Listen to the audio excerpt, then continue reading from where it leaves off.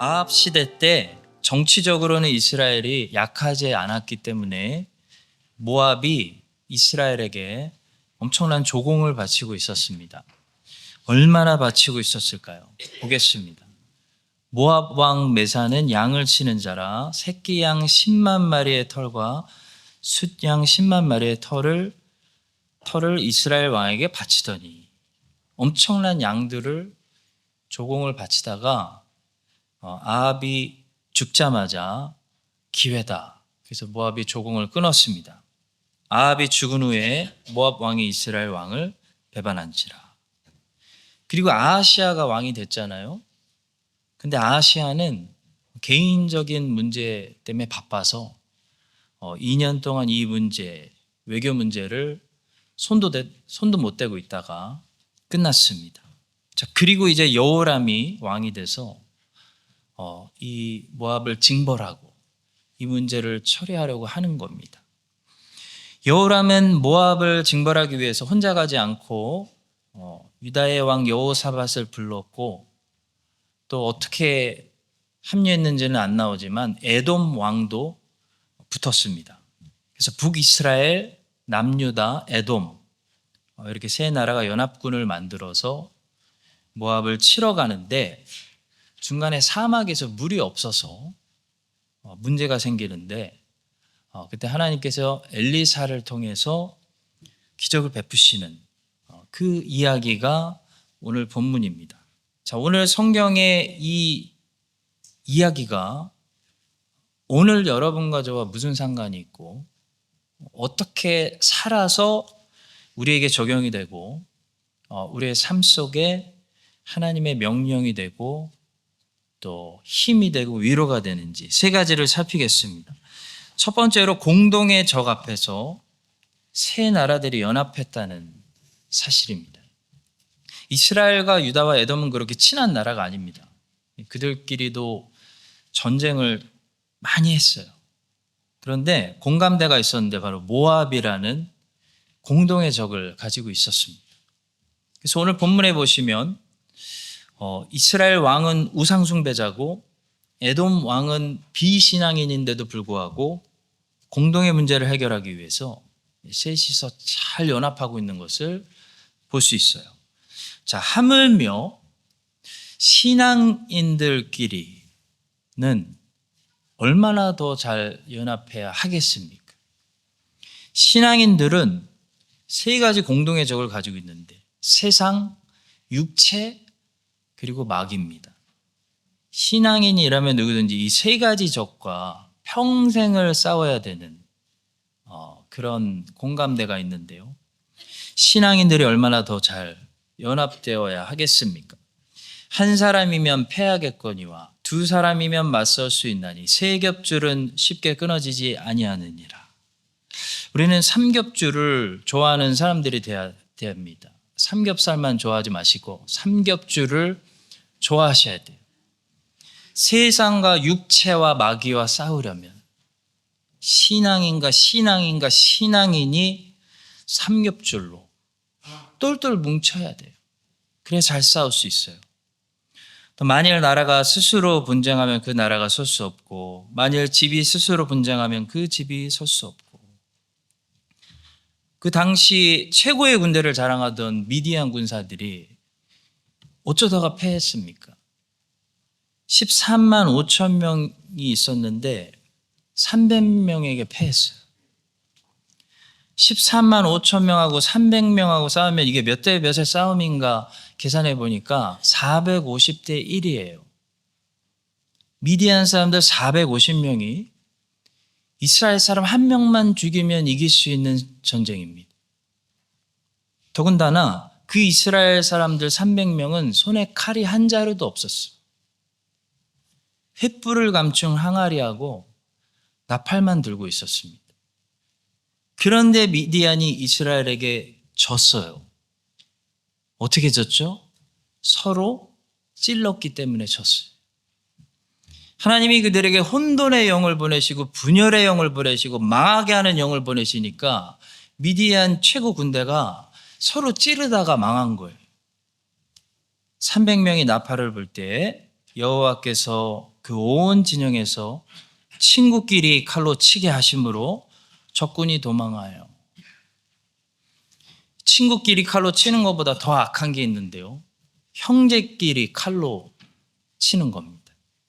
그래서 예수님은 산상수훈에서 형제에 관해 큰 경고를 주셨습니다. 나는 너에게 이르노니 형제에게 노하는 자마다 심판을 받게 되니 형제를 대하여 라가라 하는 자는 욕하는 거예요. 공회에 잡혀가게 되고 미련한 놈이라는 자는 지옥불에 들어가게 되리라.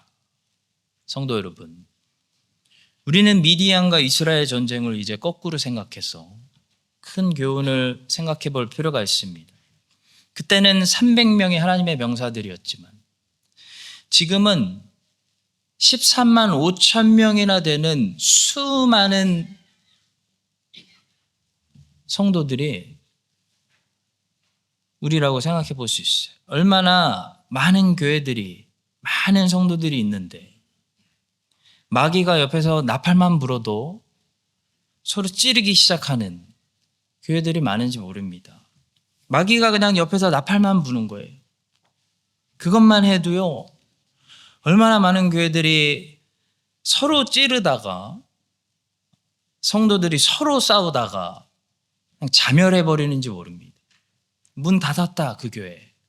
찢어졌다. 그런 소리를 들어요. 오늘 하나님은 우리에게 말씀하십니다. 세상 사람들도 공동의 적 앞에서 저렇게 잘 연합하는데 너희들은 얼마나 잘 연합하고 있느냐. 삼겹줄로 서로 보호하고 있느냐.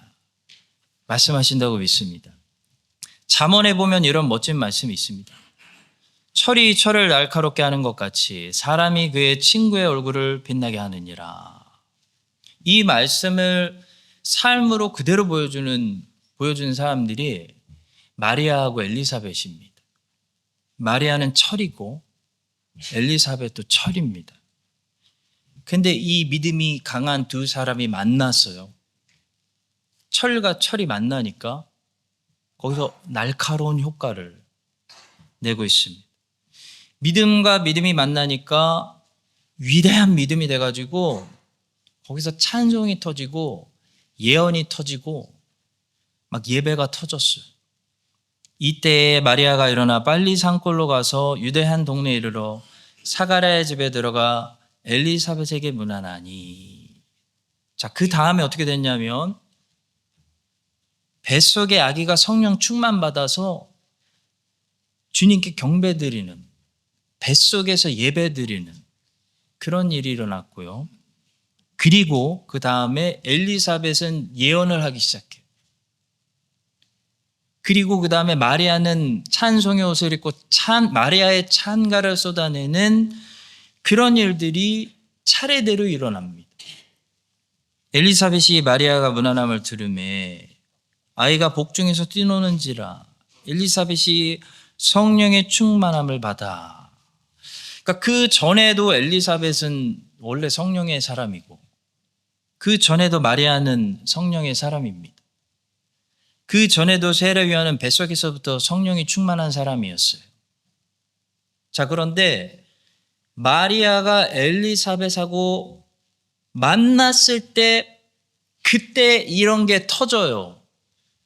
세례요한이 뱃속에서 뛰기 시작하고 엘리사벳이 성령 충만 받아서 예언을 터뜨리고 마리아가 찬송의 옷을 입고 마리아의 찬가를 터뜨리기 시작합니다. 철과 철이 부딪힐 때 그 부딪히는 순간 쨍 소리가 나는 거잖아요. 그것처럼 믿음과 믿음이 이렇게 만났을 때 다시 우리는 기도할 수 있고 다시 예배드릴 수 있고 다시 찬송할 수 있는 그런 일들이 터지는 거예요. 그래서 우리는 이런 신자들의 모임을요, 사모해야 하는 것이고 신자들의 모임이 우리에게 재미있기 때문이 아니라 유익하기 때문에 나를 이렇게 세워주기 때문에 필요하다는 사실을 알아야 됩니다. 스펄전 목사님 말합니다. 우리도 친척이나 아는 사람들을 만날 때 우리의 교제가 단순히 즐거움 뿐만 아니라 유익할 수 있게 해달라고 하나님께 기도드립시다. 그리하여 단순히 재미있는 시간만 보내는 것이 아니라 우리 모두 날마다 천국으로 한 걸음씩 가까이 나아감으로 영원한 안식을 누리기에 더욱 합당한 자가 될 수 있기를 바랍니다. R.C. 스프롤 목사님은 이 크리스찬에게 단체 생활이 얼마나 필요한지를 다음과 같이 말합니다. 그리스도께서 한 사람을 구원하실 때마다 그를 한 그룹 안에 두십니다. 기독교 생활은 단체적인 것이며 그리스도께서는 그분의 구원받은 백성을 교회 안에 두셔서 함께 배우고 함께 성장하며 함께 섬기고 함께 예배하게 하십니다. 이스라엘과 유다와 에돔 사람들이 모압이라는 공동의 적 앞에서 연합하고 있습니다. 하물며 우리가 서로에게 유익이 되고 삼겹줄이 되고 잘 연합되어 세상과 육체와 마귀와 더 잘 싸우고 예수님의 복음을 땅끝까지 만인들에게 전도하는데 함께 다시 귀하게 쓰임받는 그리스도인들이 되시기를 예수님의 이름으로 축복합니다. 자, 두 번째로 바른 곳에 물어봐야 바른 답을 찾는다는 사실입니다. 아하시야와 여호람의 차이가 뭐냐면요. 똑같이 악인인데 아하시야는 바알세붑에게 물었고 여호람은 여호사밧이 곁에 있어서 엘리사에게 물어서 답을 찾았다는 거예요. 오늘 본문의 키버스는 11절이라고 할 수 있습니다. 여호사밧이 이르되 우리가 여호와께 물을 만한 여호와의 선지자가 여기 없느냐 하는지라. 이스라엘 왕의 신하들 중에 한 사람이 대답하여 이르되 전에 엘리야의 손에 물을 붓던 사밧의 아들 엘리사가 여기 있나이다. 인생의 차이는 어디서 나냐면 문제가 있고 없는 데서 차이가 나는 게 아닙니다.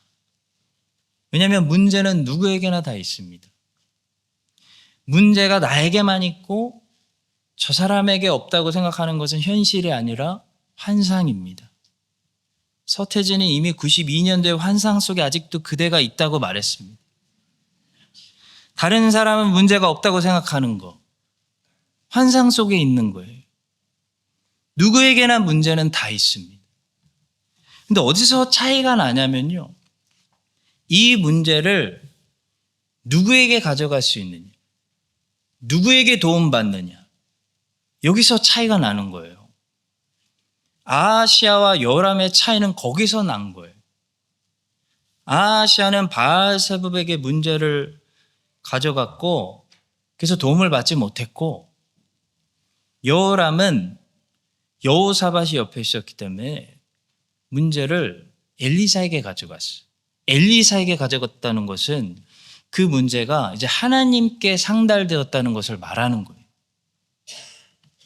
그래서 하나님께 도움을 받으니까 결과가 달라졌어요. 한홍 목사님은 말합니다. 누구에게나 사고는 닥칠 수 있다. 누구에게나 어려움은 올 수 있다.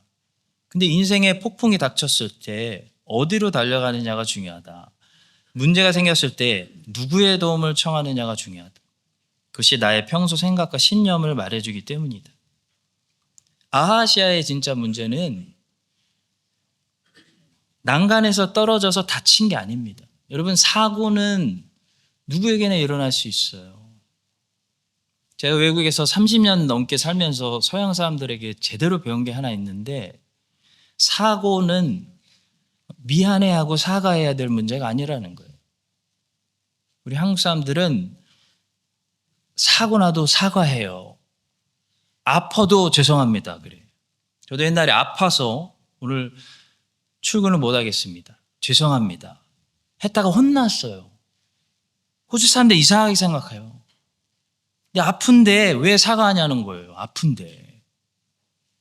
성도 여러분, 아프고 사고 나는 것은요, 어쩔 수 없는 거예요. 아하시아가 난간에서 떨어져서 다치고 병드는 거 어쩔 수 없어요. 누구에게나 일어날 수 있어요. 인생의 한 부분이에요. 그런데 아하시아의 잘못은 뭐냐면 그걸 가지고 하나님께 갔어야 된다는 거예요. 그걸 가지고 하나님께 도움받지 않고 엉뚱한 곳으로 사람 보내서 바알세붑에게 물어보려고 했다는 거죠. 물어보려고 했다는 것은 도움을 좀 받아보려고 했다는 거예요. 바알세붑에게. 그의 치명적 실수는 사고로 다친 게 아니라 잘못된 도움을 청했다는 데 있었다. 어려움이 닥친 게 문제가 아니다. 그것을 인간적인 방법으로만 해결하는 게 진짜 문제다. 하나님의 사람이 인생의 위기 앞에서 하나님이 아닌 다른 존재에게 가서 매달릴 때 좀 도와주세요, 도와달라고 할 때 하나님은요 질투하시고요 분노하세요. 그러니까 바알세붑에게 좀 도와달라고 도움을 받고자 하는 아하시아에게 하나님께서 얼마나 분노하셨는지 질투하셨는지 급하게 엘리야를 보내서 이렇게 말씀하세요. 이스라엘에 하나님이 없어서 너희가 에그론의 바알세붑에게 물으러 가느냐? 그러므로 여호와의 말씀이 내가 올라간 침상에서 내려오지 못할지라. 무슨 말씀이에요? 너 도움 못 받을 거다 이런 거예요. 네가 엉뚱한데 도움을 구했으니 도움 못 받을 거다. 내가 반드시 죽으리라. 여러분 여호사밧의 최고 장점이 뭔지 아십니까? 그는 보니까 항상 위기에서 혼자 벗어나요. 항상 도움이 절실히 필요할 때 도움을 받아요. 여호사밧의 최고 장점은요, 도움이 어디서 오는지를 정확히 알고 있었다는 거예요. 누구에게 도와달라고 해야 되는지 알고 있었어요. 여호사밧도 참 되게 답답한 사람이고 분별력 떨어지는 사람입니다. 그렇게 하나님의 선지자가 아합하고 놀지 말라고 했어요. 근데 아합하고 같이 놀고 전쟁하다가 죽을 뻔했습니다. 그리고 아하시아하고 같이 배 만들어서 무역하려고 하다가 사업 쫄딱 다 망했어요. 배 다 부서졌어요. 아합의 딸 아달랴를 착한 며느리인 줄 알고 며느리 데려왔다가 자식 망하게 했어요. 지금도 여호람하고 괜히 같이 전쟁한다고 했다가 이 사단이 난 겁니다. 또 그냥 옆으로 요단강 위로 지나서 가든지 요단강 건너서 갔으면 좋은데 지금 여호사밧이 이 남쪽으로 사막으로 가자고 한 거예요. 그러니까 분별력 되게 없는 사람이에요. 제 생각에는 괜히 에돔 왕도 같이 데려가려고 했던 것 같아요. 그래서 에돔 쪽으로 돌아가려고 하다가 광야 잘못 만나가지고 물이 없어서 지금 이 위기를 만난 거예요. 원래 이스라엘 사람들은요, 족장 시대 때부터 그 에돔 남쪽으로 가면 위험할 수 있다. 거기 물 없다. 광야가 많다는 거 잘 알고 있는 사람들이었어요. 근데 왕이라는 사람이 지혜도 없어서 위로 가야지. 저도 아는데 요단강 건너서 옆으로 가든지 왜 군대 끌고 광야로 들어가가지고 다 죽게 하는지 참 답답합니다. 제가 볼 때 여호사밧은 정치적인 감각이 없는 사람 같아요. 사람 보는 눈도 없는 것 같아요. 분별력이 없어요. 분별력 없으니까 답답하고 답답하니까 인생에 실수가 많습니다. 자, 그런데도 성도 여러분 보세요. 여호사밧은 유다 왕들 중에 선한 왕으로 분류돼요. 그는 항상 결정적일 때 하나님의 도우심을 받아요. 모든 문제 속에서 혼자 피해 나가요. 여호사밧은 항상 하나님이 도와주십니다. 왜냐하면 그가 하나님을 향한 순결한 신앙을 가지고 있었기 때문입니다. 왜 엘리사가 이 전쟁에 군인으로 이렇게 몰래 잠복해 있다가 필요할 때 탁 나타나겠습니까, 여러분? 하나님이 엘리사에게 미리 이렇게 될 거 아시고 잘못된 길로 가는 거 아시고 이 전쟁에 함께 나가라고 네가 필요할 거라고 엘리사에게 하시지 않았겠어요? 성도 여러분, 여호사밧은요 부족한 사람이지만 우리처럼 최대 장점을 가지고 있었는데요, 이 장점 때문에 항상 인생의 위기에서 벗어나는데 바로 어디서 도움이 오는지를 알았어요. 그는 모든 도움이 하나님께로 온다는 것을 알았어요. 그래서 여호사밧은 항상 하나님의 선지자를 찾고 있는 겁니다. 하나님의 선지자를 찾고 있다는 것은 하나님의 말씀을 위기 때마다 들었다는 거예요. 하나님께 기도할 수 있는 기도의 능력을 가지고 있었다는 거예요. 그래서 항상 위기 때마다 하나님의 말씀 듣고 기도하니까 부족하지만 모든 인생의 위기에서 도움받고 벗어나는 거예요. 여러분께서 시편 121편 1절과 2절 말씀만 우리 잘 기억해도 인생의 모든 문제들 다 도움받고 피하면서 잘 살아갈 수 있습니다. 내가 산을 향하여 눈을 들리라. 나의 도움이 어디서 올까? 나의 도움은 천지를 지으신 여호와에게로서로다. 오늘 우리가 찬양했잖아요. 도움이 어디서 오는지 아는 사람, 위기 때 하나님의 도움을 찾는 사람, 문제가 있을 때 말씀 들을 수 있고 기도할 수 있는 사람, 하나님께 피하는 사람, 그런 사람에게는요 하나님께서 어떻게 해주신다고 시편이 그 다음부터 계속 말씀하고 있냐면요, 얼마나 은혜스러운지 우리 한번 다 같이 한 목소리로 슬라이드 보시면서 앞에 보시면서 믿음으로 선포해 보겠습니다. 여호와께서 너를 실족하지 아니하게 하시며 너를 지키시는 이가 졸지 아니하시리로다. 이스라엘을 지키시는 이는 졸지도 아니하시고 주무시지도 아니하시리로다. 여호와는 너를 지키시는 이시라. 여호와께서 내 오른쪽에서 내 그늘이 되시나니 낮에 해가 너를 상하게 하지 아니하며 밤의 달도 너를 해치지 아니하리로다. 여호와께서 너를 지켜 모든 환난을 면하게 하시며 또 내 영혼을 지키시리로다. 여호와께서 너의 출입을 지금부터 영원까지 지키시리로다. 아멘. 저 너에다가 여호사밧을 넣고 다시 읽어보니까 오늘 본문과 연결되면서 굉장히 은혜스럽더라고요. 여호사밧이 부족하고 실수 많은데도 여호사밧을 지키시는 이는 졸지도 않으세요. 여호사밧이 어디를 들어가든지 하나님은 지키시고 같이 하세요. 도움을 주세요. 이제는 그 너의 여호사밧이 아니라 여러분과 저의 넣어야 될 때입니다. 성도 여러분, 문제가 없고 어려움이 없는 사람은 없습니다. 근데 모든 사람들이 문제 때문에 하나님께 나오는 것은 아니에요. 기억하세요. 여기 있는 모든 사람들이 문제를 가지고 있거든요. 근데 모든 사람들이 기도할 줄 아는 거 아닙니다. 모든 사람들에게 문제가 있지만 모든 사람들이 말씀으로 피할 줄 아는 거 아니에요. 여호사밧은 그 중에 여호와께 도움을 구할 줄 아는 사람이었고 여호와께 도움 받을 줄 아는 사람이었습니다. 여러분과 제가 그런 사람들이 이제 돼서 모든 문제 속에서도 여호와께서 우리를 지키시고 여호와께 도움 받아서 또 한 주 살아가는 그런 인생들 사시기를 예수님의 이름으로 축복합니다. 자, 마지막 세 번째로 그들은 당황했어요. 근데 우리는 항상 기뻐하고 평안하라 명령하신다는 사실입니다.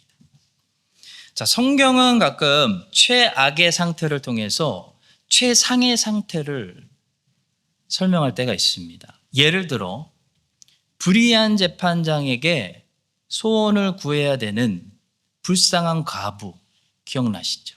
그 동네에 하필 재판장이 가서 호소할 때가 그 사람 한 명밖에 없어서 꼭 그 사람에게, 그 악한 불의한 재판장에게 내 억울함을 풀어달라고 해야 되는 그 불쌍한 과부의 최악의 상황, 그 상황을 통해서 여러분과 저는 전혀 그런 상황에 있지 않고 오히려 정반대로 너무 유리한 상황에 있다.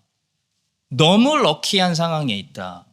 최상의 상태에 있다는 사실을 말해주는 거예요. 우리 하나님은 전혀 불의한 재판장 같은 분이 아니시죠. 반대라고 생각하시면 돼요. 그 불의한 재판장은 어떻게 해서든 소원 안 들어주려고 하는데, 우리 하나님은 그런 분과 거리가 먼 분, 어떻게 하면 응답해 주실까 하시는 분이죠. 그리고 여러분과 저는 전혀 불쌍한 과부의 비참한 입장에 있지 않습니다. 성경은 하나님의 자녀들을 뭐라고 부르냐면 복 있는 사람이라고 부릅니다. 그러니까 불의한 재판장 비유를 통해서 예수님이 하시고자 하는 말씀이 이런 거예요.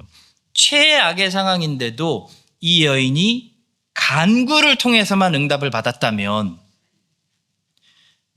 과부보다 훨씬 유리한 최고의 상황에 있는 너희들이 간구한다면 응답을 못 받겠냐 이거예요.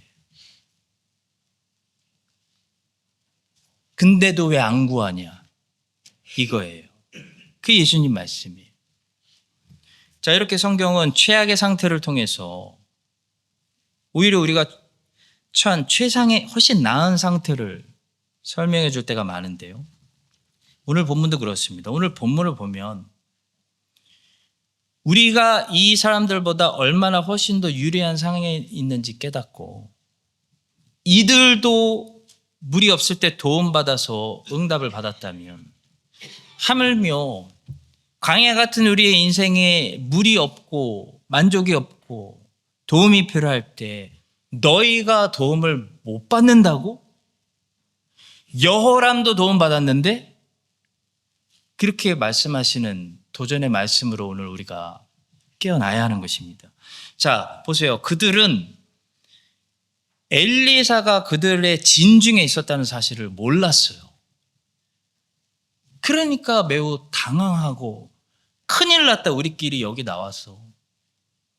우리 이제 여기서 이제 다 죽었다. 돌아갈 물도 없다. 여호와의 선지자가 여기 없느냐. 이게 굉장히 급한 상황이에요. 여호와의 선지자 한 명도 없는 것 같아. 이런 말이에요. 우리 죽었다.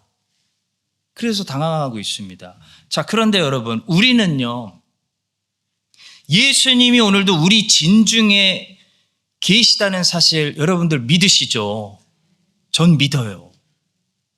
그 사실을 알고 있기 때문에 인생의 어떤 상황 속에서도 뭐가 펼쳐져도 당황하지 말고 항상 기뻐하고 평안할 수 있다는 것입니다. 볼지어다 내가 세상 끝날까지 너희와 항상 함께 하리라. 저는 주님이 이 말씀대로 우리와 지금 함께 하시는 줄로 믿습니다. 자, 그리고 그들에게는 겨우 엘리사가 있었지만 우리에게는 예수 그리스도가 있습니다. 그들은 그림자를 가지고 모형을 가지고 있었지만 우리는 실체를 가지고 있고 원형을 가지고 있어요. 그러니 그들은 당황했지만 너희들은 물이 떨어지더라도 햇빛이 뜨겁더라도 인생에 여러 가지 문제가 있겠지만 항상 기뻐하고 평안하라 라는 것이에요. 마틴 노이드 존스 목사님은 항상 기뻐하라는 빌립보서 강해 설교에서 세상 사람들은요, 우리가 전하는 말보다도 우리가 항상 기뻐하고 평안한 모습을 보고 도전받는다고 했습니다. 우리 모두가 잘 인식하고 있듯이 오늘날의 세상은 그리스도인들의 말이나 선포에 귀를 기울일 준비를 별로 갖추고 있지 않습니다. 그러나 세상은 승리에 넘치는 삶을 볼 때, 그리고 명백히 승리하는 사람을 볼 때 주의를 기울이기 시작합니다. 여러분, 빌립보서는 어떤 서신이죠? 사도 바울이 로마 감옥에서 쓴 거예요. 로마 감옥에서 사형당할 수도 있는 황제 재판 기다리며 쓴 편지입니다. 네로 황제 재판, 거기서 사도 바울 너 그냥 죽어라. 사형 나올 수도 있어요. 어떤 결과 나올지 모르고 언제 나올지 몰라요. 그냥 기다리는 거예요. 얼마나 그냥 기다리는, 구금되어 있는 재판 기다리는 사람이 여러분 스트레스가 많겠습니까? 그런데 바울은 놀랍게도 그런 상황에서 빌립보 교회에게 편지를 썼는데 그 내용이 쇼킹인 게 나 바울은 평안하다. 난 기쁘다. 너희도 항상 기뻐하고 너희도 항상 평안하라. 그 기쁨의 서신, 평안의 서신이 바울이 로마 감옥에서 재판 기다리면서 쓴 빌립보서입니다. 그래서 이 빌립보서를 읽으면요, 엄청난 인생을 사는 이 나그네들에게 엄청난 위로가 돼요. 이 편지는 우리에게 더 없는 위로를 주고 있습니다. 또한 평강과 기쁨을 유지하는 방법과 우리 주위의 세상에 엄청난 충격과 영향력을 끼칠 수 있는 방법을 보여주고 있습니다. 여러분, 초대교회 성도들이 로마 제국에 다 복음화 시켰는데 그 성공적으로 로마 제국을 복음화 시키고 예수님의 증인이 될 수 있었던 그들이 로마 제국 사람들에게 두었던 두 가지 충격이 있었기 때문인데요. 하나는 사랑이고 하나는 기쁨과 평강입니다. 그들에겐 이거 두 가지가 있었어요. 초대교회가 공동체적으로 로마 제국에게 충격을 준 모습은 사랑이었어요. 이게 충격이었어요.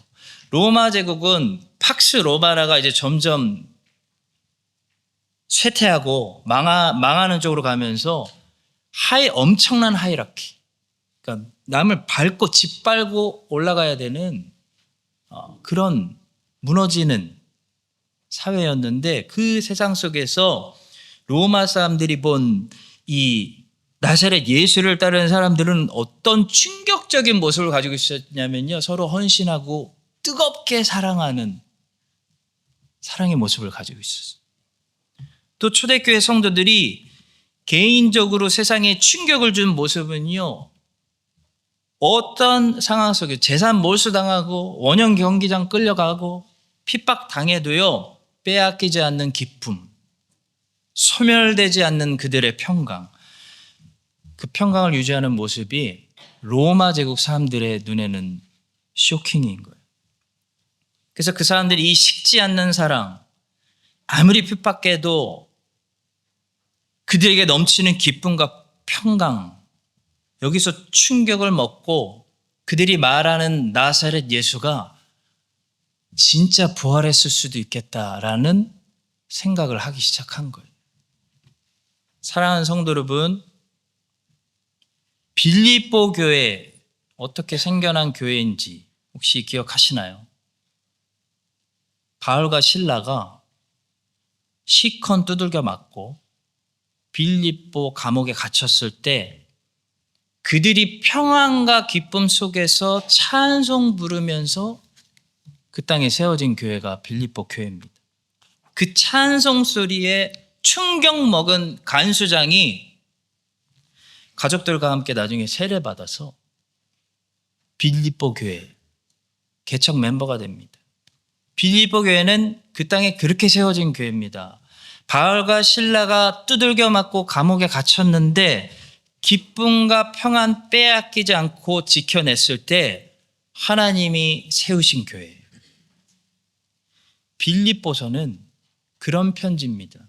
바울이 로마 감옥에서 황제 재판 기다리고 있었지만 구금됐을 때 답답했지만 기쁨과 평강을 유지하면서 성도들을 위로하기 위해서 은혜와 평강이 너에게 있을지어다. 이게 빌립보서예요. 빌립보 교회는 그런 스피릿을 가지고 있는 평강과 기쁨 빼앗기지 않는 스피릿을 가지고 있는 교회였거든요. 그런 교회가 뭐 했는지 아세요? 유일하게 사도 바울의 나중에 이제 사도 바울 죽을 것 같으니까 늙었으니까 다 버리고 떠났을 때 빌립보 교회가 사도 바울 마지막까지 함께 멍에 매고 선교하는 교회로 쓰임 받았습니다. 크라이스트 찬행 장로교회가 모든 민족, 모든 나라 땅끝까지 선교하는 교회로 끝까지 예수님과 멍에를 매는 주님 다시 오실 때까지 50년, 100년 끝까지 가는 교회가 되려면요, 먼저 해야 될 것들이 있어요. 첫째, 먼저 서로 사랑해야 돼요. 세상이 충격 먹을 정도로 사랑해야 돼요. 둘째, 모든 성도들이 세상에 어떤 풍파와 시련이 닥쳐도 예수님 안에 있는 기쁨과 평강, 그 빼앗기지 않고 유지할 때 세상이 우리에게 충격 먹습니다. 그런 충격 주는 크라이스트 처치 한인장로교회가 되어서 우리를 통해 땅끝까지 예수님의 복음이 전도되게 하여 주시기를 예수님의 이름으로 축원합니다. 기도하겠습니다. 하나님 아버지, 오늘도 감사드립니다. 저희들이 미디안처럼 서로 찌르는 교회가 되지 않게 하시고 철과 철이 만나서 더 날카로워지는 교회, 삼겹줄이 돼서 잘 안 끊어지는 교회, 하나 되는 교회 되게 하여 주시옵소서. 엉뚱한 곳에 가서 도움을 청하지 말고 여호사밧의 최고 장점처럼 하나님께 기도하고 하나님께 말씀 들어서 항상 도우심을 받고 피하고 건짐을 받는 인생들이 되게 하여 주시옵소서. 그들은 당황했지만 우리는 바울처럼 항상 기뻐하고 항상 이번 주도 평안함으로 세상에 충격을 주고 서로 사랑함으로 세상에 예수님을 증거하는 증인들 되게 하여 주시옵소서. 예수님의 이름으로 기도합니다.